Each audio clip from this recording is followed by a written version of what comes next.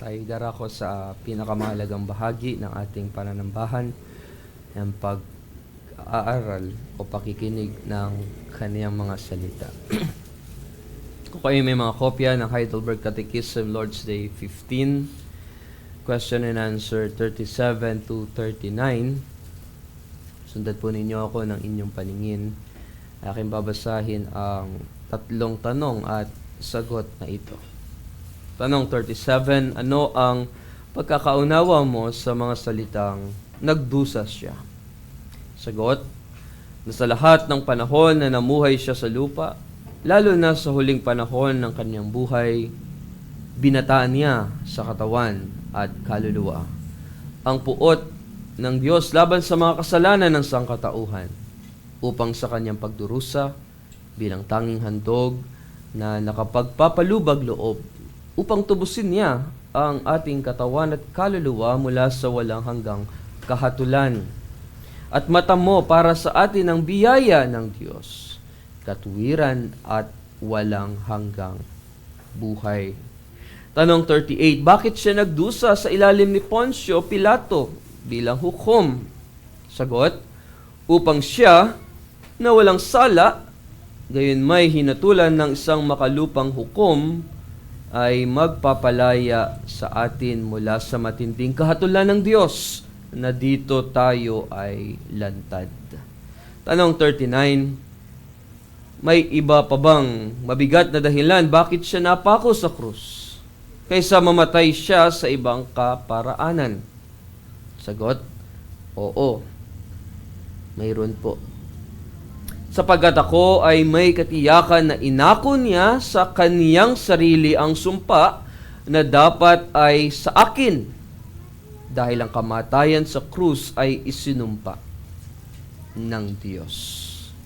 Buksan naman natin ang ating mga Biblia bilang ating scripture reading sa Matthew chapter 27 verses 11 to 37. Matthew chapter 27, ang ating babasahin ay mula verse 11 hanggang 37. Itong sabi ng salita ng Diyos, noon sa kapistahan, nakaugalian na ng gobernador na pakawalan para sa mga tao ang sinumang bilanggo na kanilang maibigan. Nang panahong iyon ay mayroon silang isang bilanggo na kilala sa kasamaan na tinatawag na Jesus Barrabas. Kaya nang sila'y magkatipon ay sinabi ni Pilato sa kanila, sino ang ibig ninyong pakawalan ko sa inyo? Si Barrabas o si Jesus na tinatawag na Kristo? Sapagkat nabatid niya na dahil sa inggit ay kanilang ibinigay si Jesus sa kaniya. At samantalang nakaupo siya sa luklukan ng paghuhukom, nagpasabi sa kanya ang kanyang asawa, huwag kang makialam sa matuwid na taong iyan, sapagkat sa araw na ito'y labis akong naghihirap sa paniginip dahil sa kaniya. Subalit hinikayat ng mga punong pari at ng matatanda ang maraming tao na hingin nila si Barrabas at patayin naman si Jesus. Sumagot muli ang gobernador at sinabi sa kanila, alin sa dalawa ang ibig ninyong pakawalan ko sa inyo? At sinabi nila, si Barrabas. Sinabi sa kanila ni Pilato, at anong gagawin ko kay Jesus na tinatawag na Kristo? Sinabi nilang lahat, ipako siya sa krus. At sinabi niya, bakit? Anong kasamaan ang ginawa niya? Ngunit lalo silang nagsigawan na nagsasabi, ipako siya sa krus. Kaya nang makita ni Pilato na wala siyang magawa, sa halip ay nagsisimula pa nga ang isang malaking gulo. Siya'y kumuha ng tubig at naghugas ng kanyang mga kamay sa harap ng napakaraming tao na sinasabi, wala akong kasalanan sa dugo ng taong ito. Kayo na ang bahala diyan. At sumagot ang buong bayan at nagsabi, pananagutan namin at ng aming mga anak ang kanyang dugo. Pagkatapos ay pinakawalan niya sa kanila si Barabas. Ngunit si Jesus, pagkatapos hagupitin, ay ibinigay upang ipako sa krus. Verse 27, dinala si Jesus ng mga kawal ng gobernador sa pretoryo at tinipon nila ang buong pangkat ng mga kawal sa paligid niya. At siya'y kanilang hinubaran at dinamitaan ng isang balabal na pulang-pula. Sila gumawa ng isang koronang tinik. Ipinatong ito sa kanyang ulo at inilagay sa kanang kamay niya ang isang tambo. Lumuhod sila sa harapan niya at siya'y kanilang nilibak na nagsasabi, "Mabuhay, Hari ng mga Hudyo!" Siya'y kanilang niluraan, kinuha nila ang tambo at hinampas ang kanyang ulo. Pagkatapos na siya'y libakin, hinubad nila sa kanya ang balabal, isinuot sa kanya ang mga damit niya, at kanilang inilabas siya upang ipako sa krus. Verse 32, sa paglabas nila'y kanilang nasa lubong ang isang taong taga Sirene, na Simon ang pangalan. Pinilit nila ang taong ito na pasanin ang krus ni Jesus. At nang sila'y makarating sa isang dakong tinatawag na Golgotha, na ang kahulugan ay ang dako ng bungo, kanilang binigyan siya ng alak na may kahalong apdo upang inumin. Ngunit nang kanyang matikman ay ayaw niyang inumin. At nang siya'y maipako nila sa krus, pinaghati-hatian nila ang kanyang mga damit sa pamamagitan ng palabunutan. Pagkatapos, sila'y umupo at binantayan siya roon. At sa itaas ng kanyang ulo ay inilagay nila ang paratang sa kanya na nasusulat, "Ito si Jesus, ang Hari ng mga Hudyo."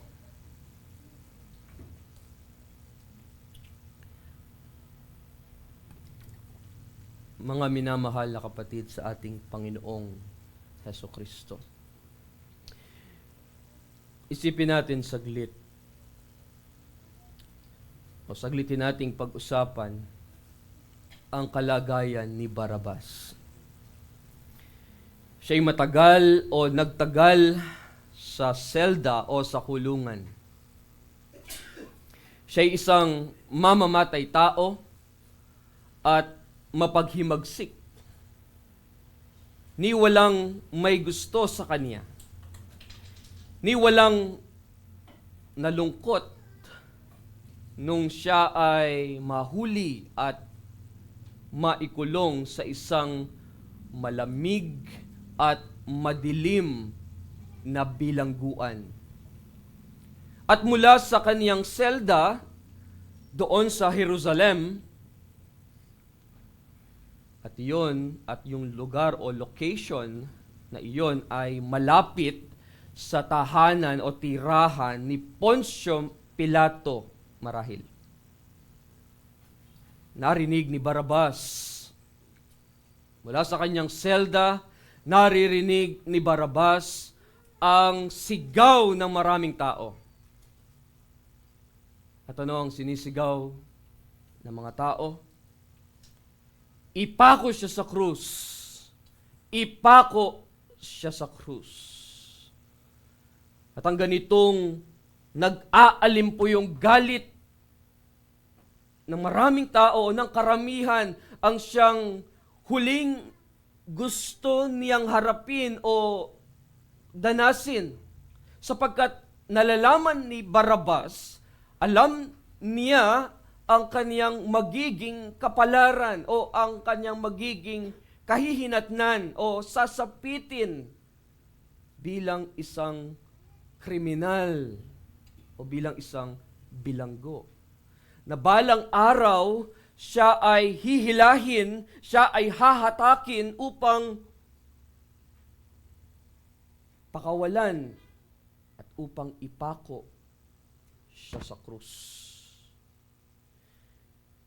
Ngunit dito ay tila nagbago ang sigaw ng mga tao.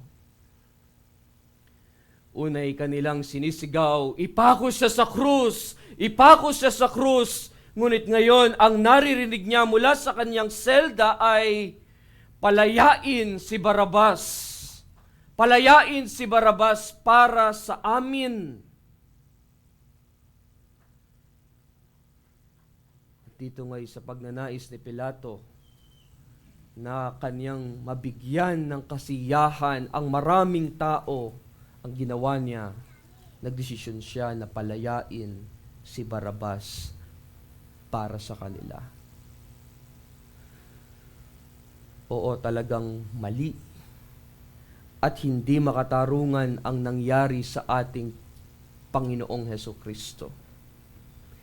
Ngunit sa kabila ng lahat ng ito ay bahagi ng plano ng Diyos. Isang plano na Kanyang itinakda bago pa man isinilang si Pilato o bago pa man nilikha ang mundo o ang sanlibutan. So, ang bawat detalye ng pagdurusa ni Hesukristo, kahit gaano pa ito kasakit, kahit gaano pa ito kasama, mga kapatid, ito ay mayroong layunin at ang layuning iyon ay upang iligtas tayo mula sa ating mga kasalanan. Ngayon, maaari nating sabihin na tayo rin ay katulad ni Barrabas. Katulad tayo ni Barrabas dahil si Jesus na pumalit sa parusa ni Barrabas ay siya ring pumalit para sa atin.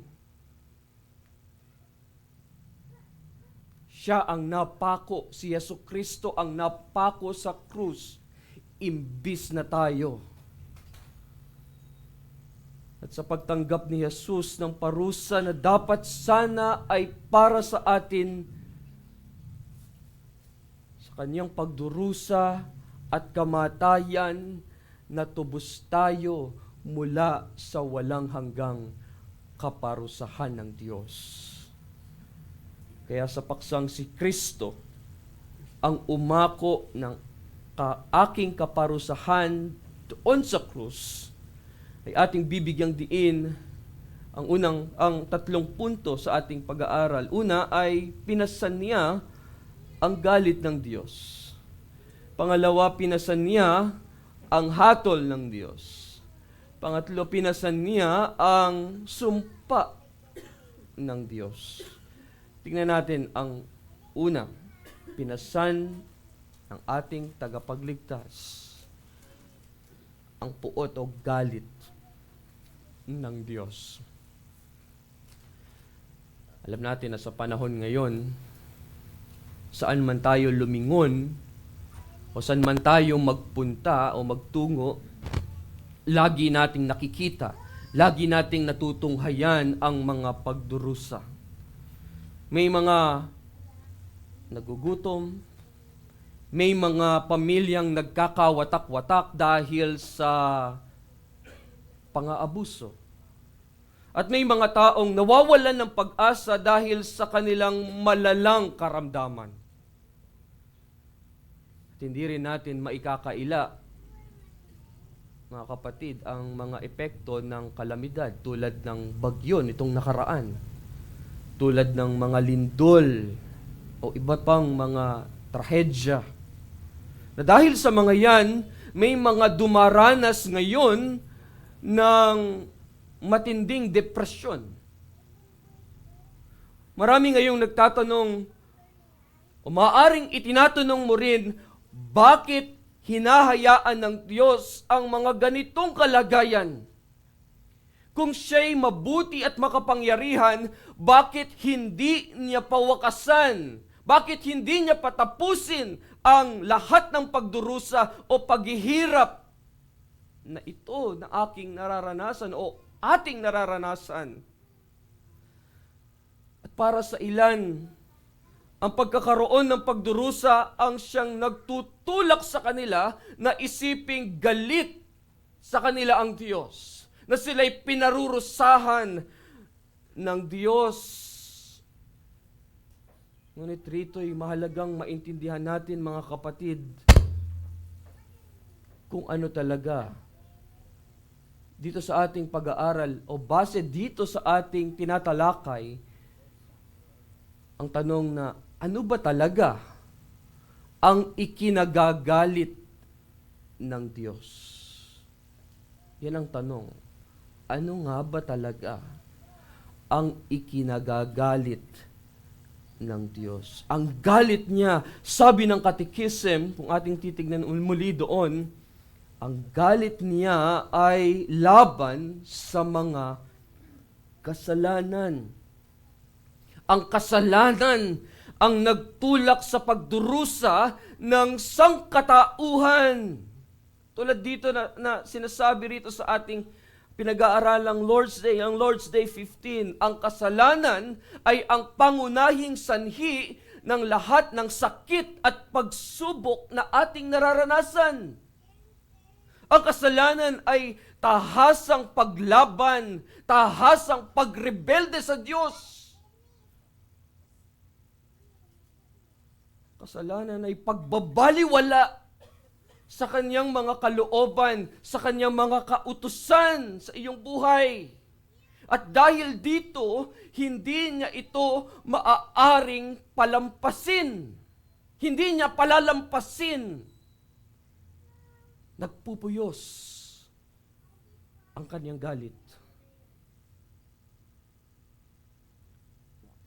Sa librong Comforting Hearts, Teaching Minds, Family Devotions based on Catechism or Heidelberg Catechism ni Stormy Ade, and I quote, sabi niya, God's anger at sin is directed toward every human who ever lived. Every one of us is a sinner, and every one of us rebels against God. End of quote.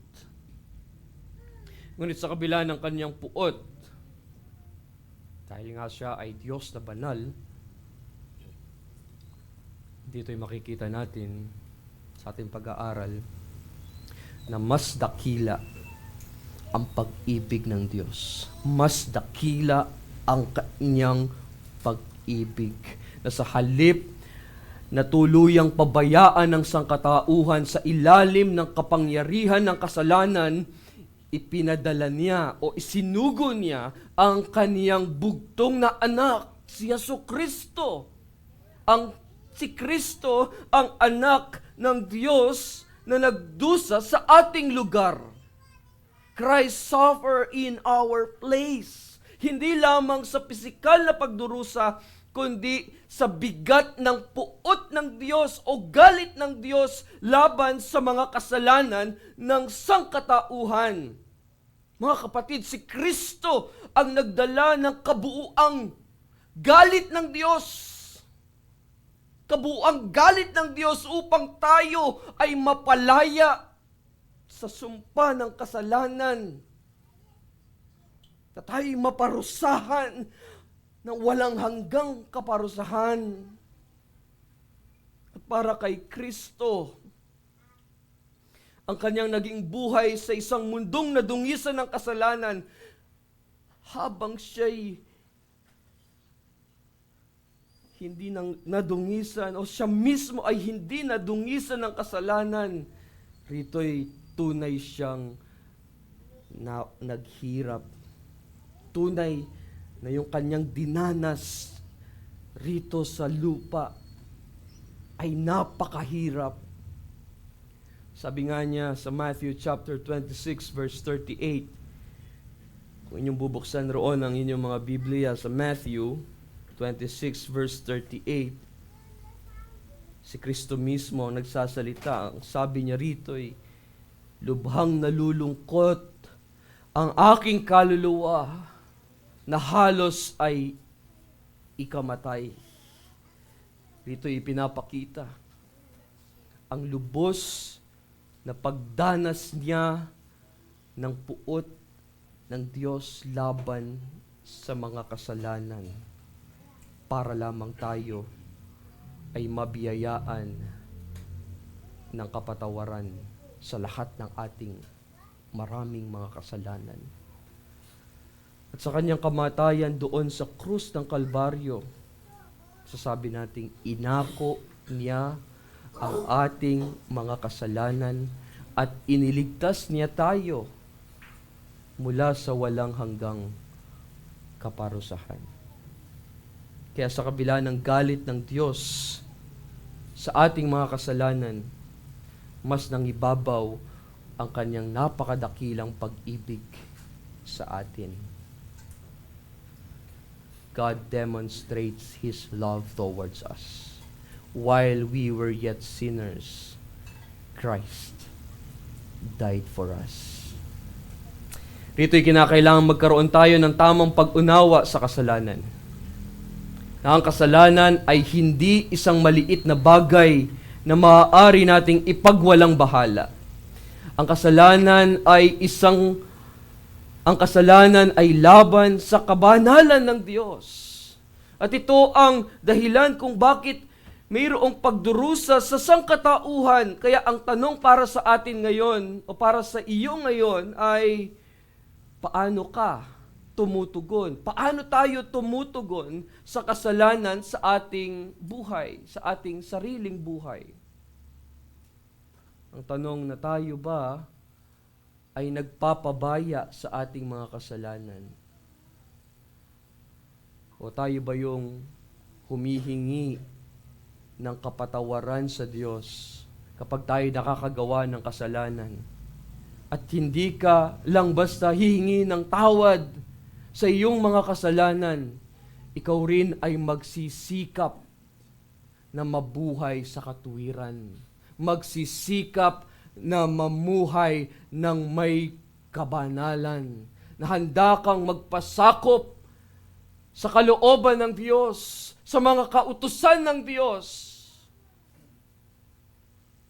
Hingi ka nga ng tawad, tapos wala rin namang pagbabago.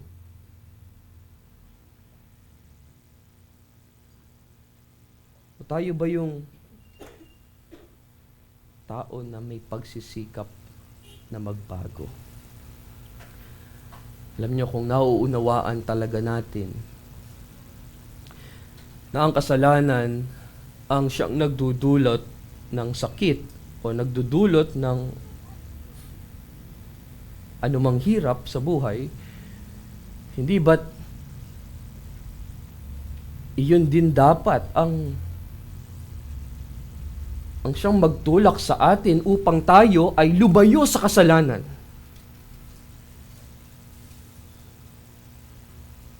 At upang tayo'y maghangad na mamuhay ng may kabanalan.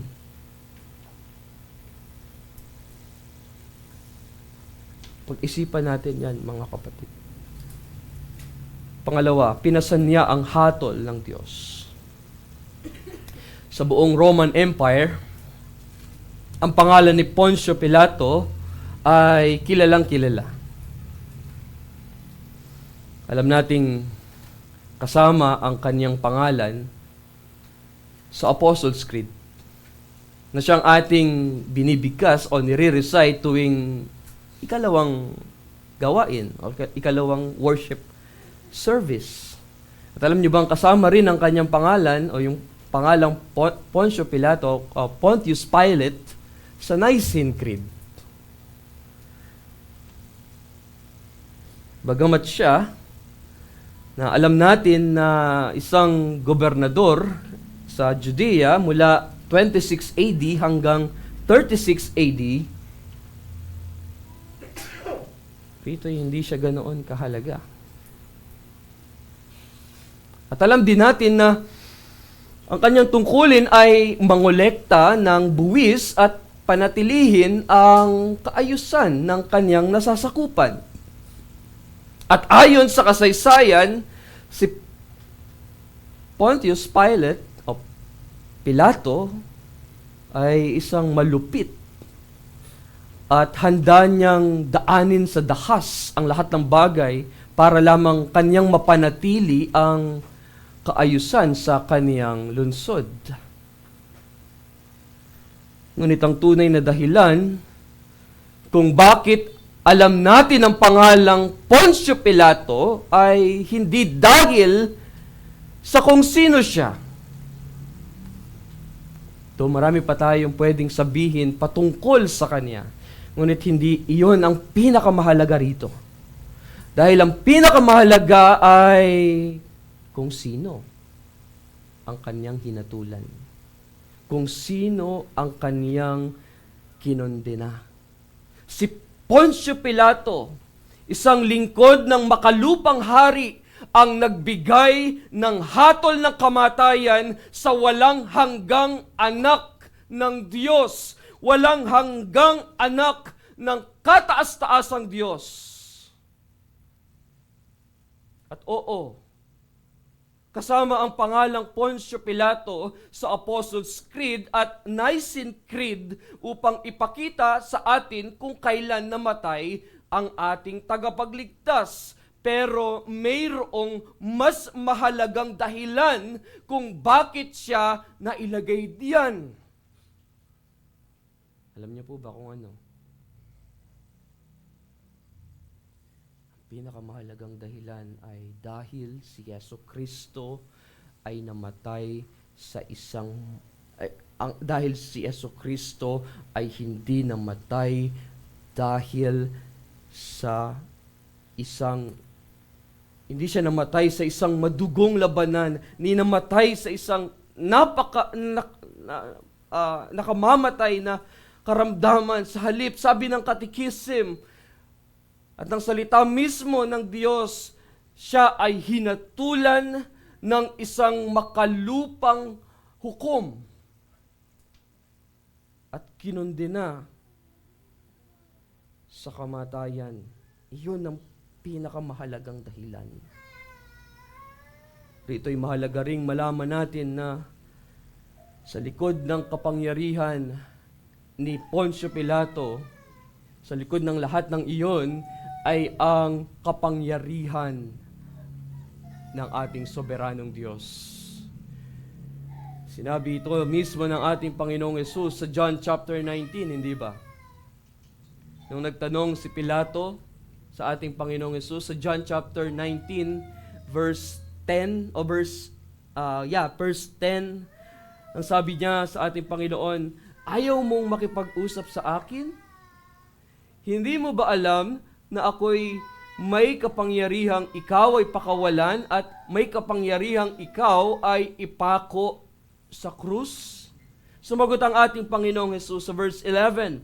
Sabi niya, hindi ka magkakaroon ng anumang kapangyarihan laban sa akin, malibang ito'y ibinigay sa iyo mula sa itaas. Kaya ang nagdala sa akin sa iyo ay may mas malaking kasalanan. Ipinapakita nito sa atin na kahit ang mga makalupang hukom ay nasa ilalim ng kapangyarihan ng Diyos. Oo, rito ay mali ang ginawa ni Pilato ng kanyang kondenahin ang ating Panginoong Jesucristo, ang taong walang kasalanan, isang walang salang tao, saan? Sa kamatayan. Ngunit dito sa pamamagitan ng hatol na iyon ay pinayagan ng Diyos na ideklara niya. Ideklara ang hatol ng kamatayan sa kaniyang bugtong na anak, si Jesucristo. Hindi ba't yan ang nakalagay o sinabi sa Isaiah 53 verse 10, yet it pleased the Lord to bruise Him. Sa huli, hindi pala hatol ni Pilato ang nasa likod nito, kundi ang hatol ng Diyos mismo. Ganyan tayo kamahal ng Diyos. Handa niyang isakripisyo, ialay, maging ang kanyang kaisa-isang anak. At ang ebanghelyo para sa atin ay ang walang salang Jesus ay idineklarang nagkasala ng isang makalupang hukom, upang kapag tayo'y humarap sa ating makalangit na hukom, tayo ay ideklara na walang sala. Trito'y dapat nating isipin ang ating mga sarili. Yung tanong na, paano ba tayo humahatol sa ating kapwa? Paano ba tayo humahatol sa mga taong nasa paligid natin? Gumagawa ba tayo ng mga desisyon na hindi natin iniisip? Gumagawa tayo ng mga desisyon na wala tayong pangunawa? Isipin natin ang mga pagkakataon kung saan ang ating mga salita o ang ating mga sinasabi o aksyon ay maaaring makasakit sa iba. Hindi natin namamalayan na sa pagbuka ng ating mga bibig, yung mga salitang lumalabas diyan ay nakakapanakit na pala tayo ng damdamin o ng tao sa ating paligid. Katulad ni Pilato, may mga pagkakataon rin na tayo ay nahuhulog sa mga maling paghatol. Trito, ini-encourage tayo ng Ebanghelyo. Ni-encourage tayo ng mabuting balita ni Jesucristo na tayo'y maging mapagpakumbaba sa ating mga paghusga. Magkaroon tayo ng espasyo para sa kapatawaran. Magkaroon tayo ng habag gaya ng ipinakita o ipinamala sa atin ni Jesucristo doon sa krus, ng ating tagapagligtas, na habang siya'y nakabayubay doon sa krus ng Kalbaryo, sinasabi niya, Ama, patawarin mo sila sapagkat hindi nila nangalalaman ang kanilang mga ginagawa. At sa mga pagkakataong tayo'y nahaharap sa mga pagsubok at tila masasalimuot na mga desisyon, mga issues, maging sa church, dapat nating alalahanin na ang ating mga paghatol, verdict, assessment, decision, censure ay maaaring hindi palaging tama. Kaya naman, ito'y malaking hamon para sa atin na mahalagang palagi nating isama ang Diyos sa bawat desisyon natin.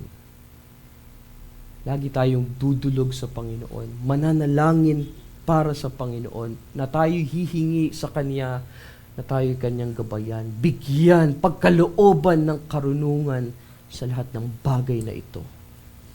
At sa huli, ituro nawa sa atin ng banal na Espiritu, ituro sa atin ni Kristo ang kahalagahan ng pagpapatawad sa kapwa.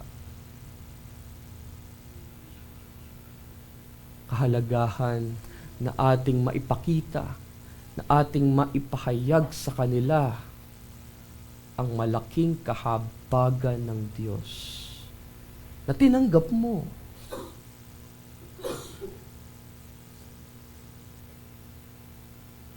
Mag-manifest rin sa iyong kapwa. Pangatlo, pinasan niya ang sumpa ng Diyos. At alam kong lahat tayo ay napanood na ang pelikulang The Passion of the Christ. Pero pa ba sa inyo na hindi pa nakakapanood nun? At yun ay ang palabas ni ang may akda nun ay si Mel Gibson, hindi ba? Doon ay makikita natin ang talaga namang labis na paghihirap o pagdurusa ng kunwaring si Jesus doon sa krus, doon sa pagkakapako niya doon sa krus. Ang mga eksena ay talaga namang nagpapakita ng malupit na pagtrato doon sa gumanap na Jesus. Ngunit, ang tunay na dahilan ng malaking pagdurusa ng ating Panginoong Hesukristo ay hindi lang dahil sa mga pako na naglagos sa kanyang mga daliri, sa kanyang mga paa, o doon sa mahirap na dinanas niya nung siya ay ipako doon sa krus.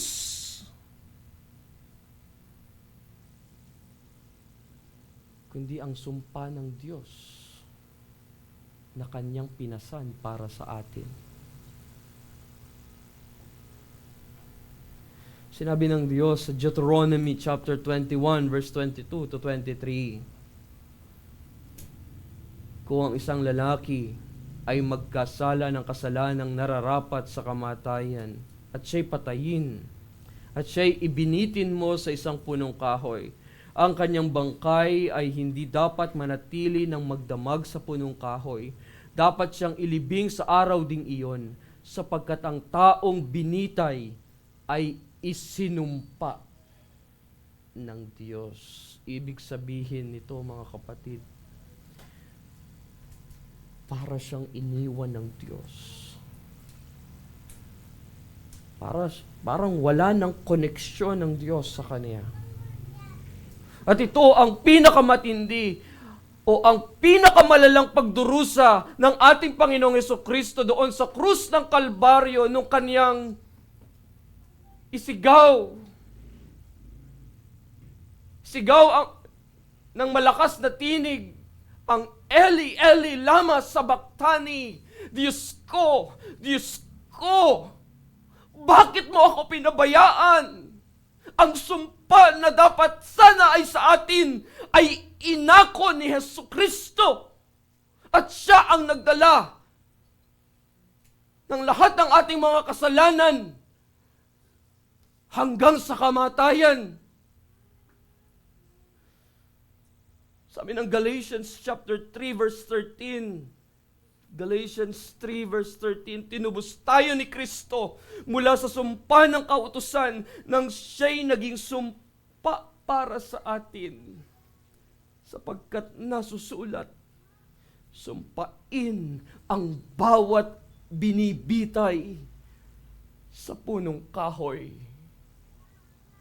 Inako ng ating Panginoong Hesukristo ang buong galit ng Diyos laban sa mga kasalanan, at tinubos niya ang ating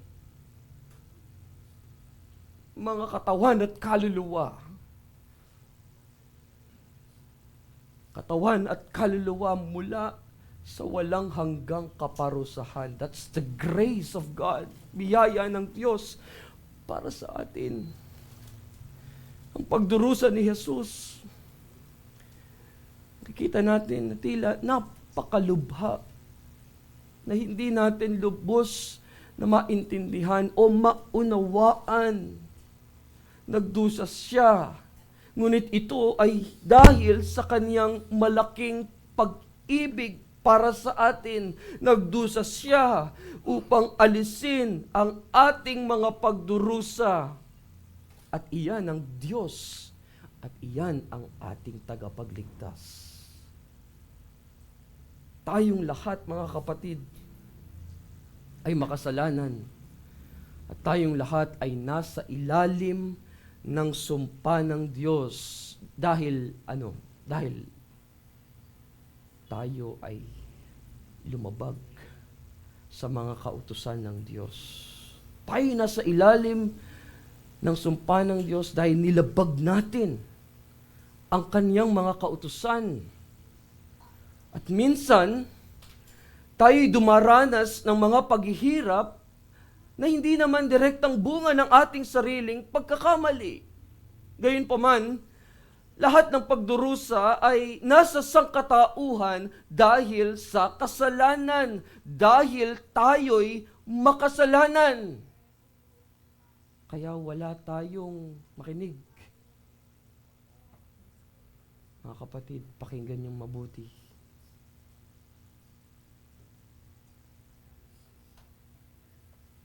Kaya wala tayong karapatang magreklamo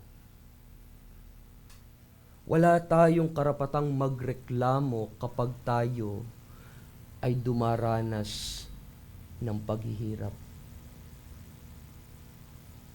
ng sakit, ng anumang pagdurusa. Wala tayong karapatan. Dahil kung tutuusin, kulang na kulang pa yan.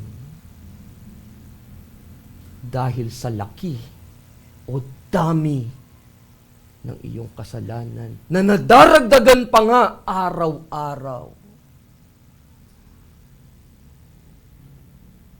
Ngunit tayo iniligtas, di ba, ng Diyos. Salamat sa biyaya ng Diyos sa atin. Mga kapatid, si Jesus na walang kasalanan ay naghirap hindi dahil kailangan niya, kundi dahil pinili niya yon para sa atin. Ginusto niya yon para sa atin. Dahil siya mismo ang nag-alay ng kanyang buhay bilang handog ng pagbabayad sala upang mapahupa siya ang ating pampalubag loob. Para mapahupa, maibsan ang matuwid na galit ng Diyos para sa iyo at para sa akin. Isang makasalanan. Ito'y makikita natin ang kapanatagan ng pagkakaroon ng tunay na ugnayan kay Hesukristo sa pamamagitan ng pananampalataya. Pinasan niya ang galit, ang hatol, at ang sumpa ng Diyos upang hindi na ito bumalik pa sa atin. Tayo'y katulad ni Barabas sa Luke chapter 23. Ating bubuksan natin Biblia roon sa Luke chapter 23, verses 18 to 25. Aking babasahin.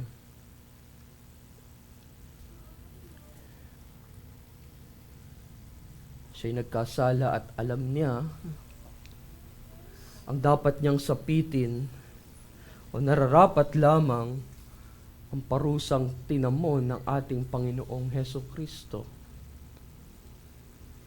Ganito siya. Pag natauhan tayo, narinig natin ang mabuting balita, natauhan tayo sa gospel, masasabi mong, ako'y nagkasala at nararapat lamang.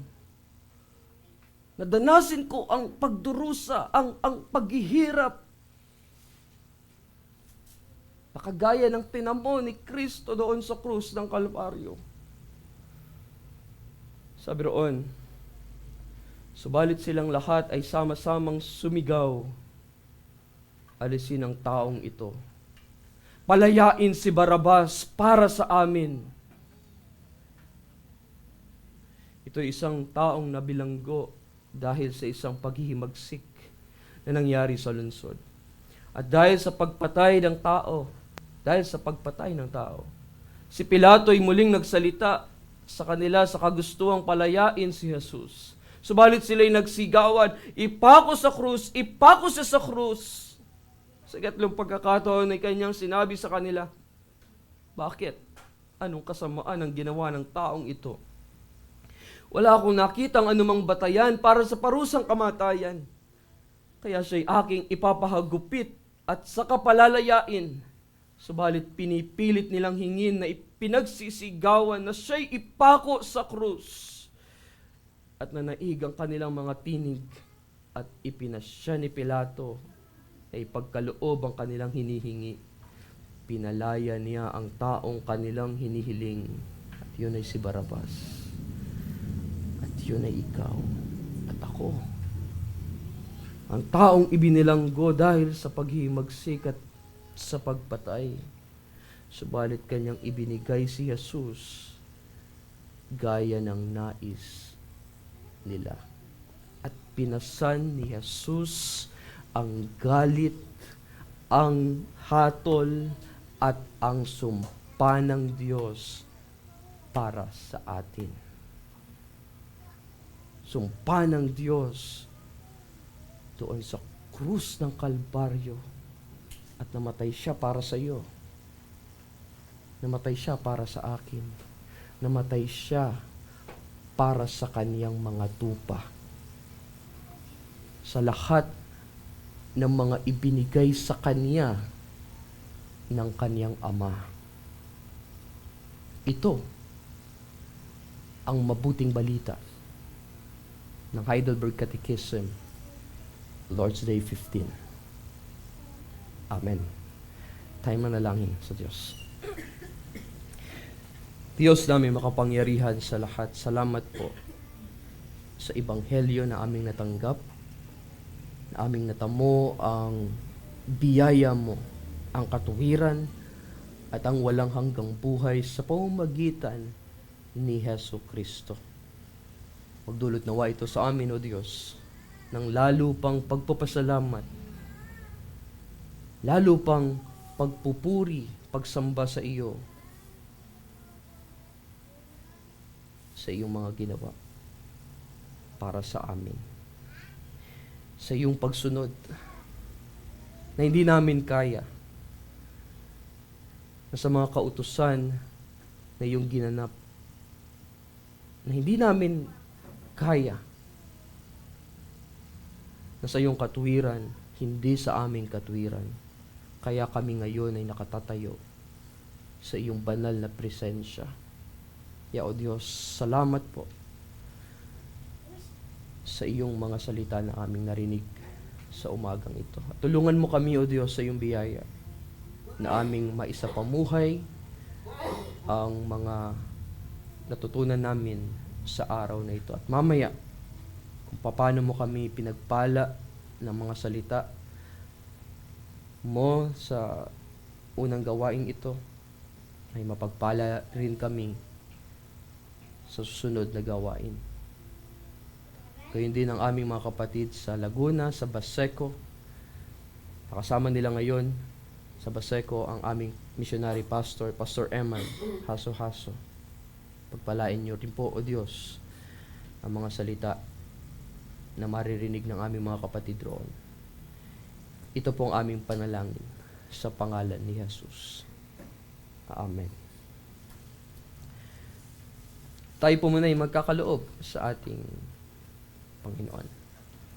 Ang ating offering ay para sa Benevolence Fund. Magkaloob tayo sa Panginoon na sa iyong puso. May lubos na pagtitiwala sa Panginoon.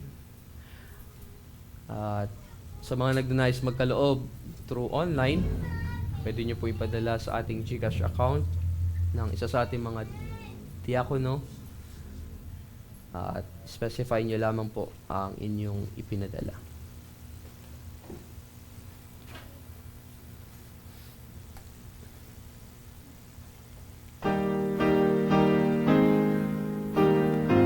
Psalter 243 ang ating pong gamitin. Psalter 243.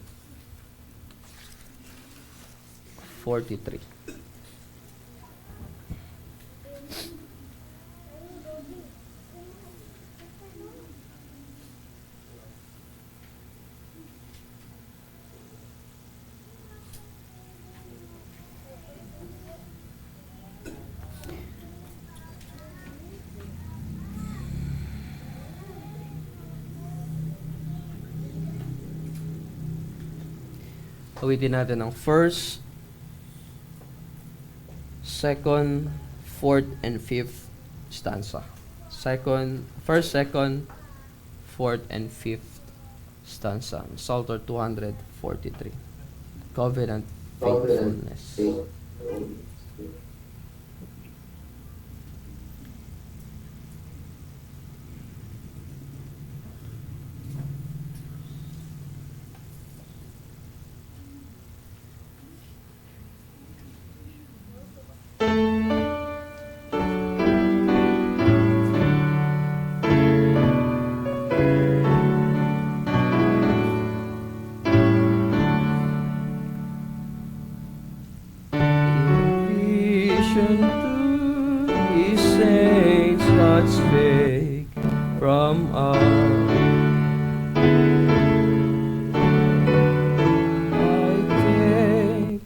of